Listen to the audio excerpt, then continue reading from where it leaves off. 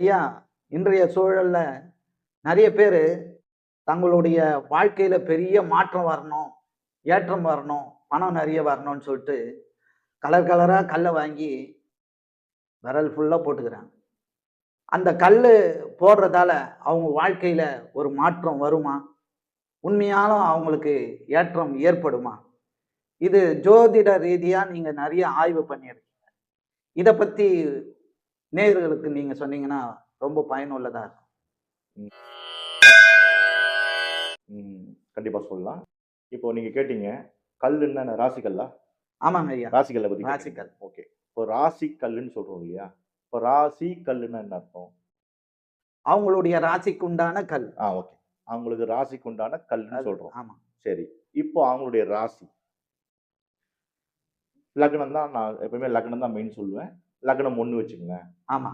இப்போ அவருடைய ராசி 12ஆம் இடத்துல இருக்கு வச்சுக்கங்களேன். சரி. லக்னம் 1 அவருடைய ராசி 12ஆம் இடத்துல இருக்கு. அப்போ ராசி 12ஆம் இடத்துல இருந்தால் விரயஸ்தானம் சொல்லுவாங்க. அது விரயஸ்தான். விரயஸ்தானம் 12ஆம் இடம். 12ஆம் இடத்துல ராசி நிக்குது. அவருடைய சந்திரன் நிக்குது. ம். அப்ப லக்னம் அவருக்கு வந்து இப்ப மேஷ லக்னம் வச்சுக்கோங்க. சரி.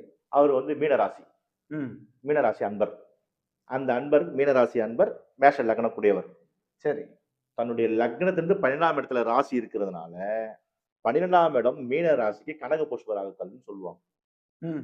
மீன ராசிக்கு பொதுவாவே கனக புஷ்பராக கல்லுன்னு சொல்லுவாங்க. குருவினுடைய கல். சரி. இப்ப அந்த கல்ல வாங்கி இந்த கையில போடுறாரு.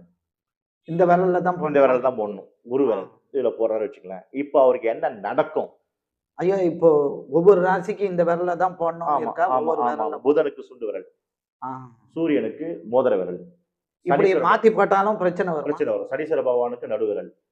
குருவுக்கு இந்த விரல். சுக்கிரனுக்கு ஆள்காட்டி. இந்த கட்டை விரல். குருக்கு ஆள்காட்டி விரல். இப்படி இருக்கு 5.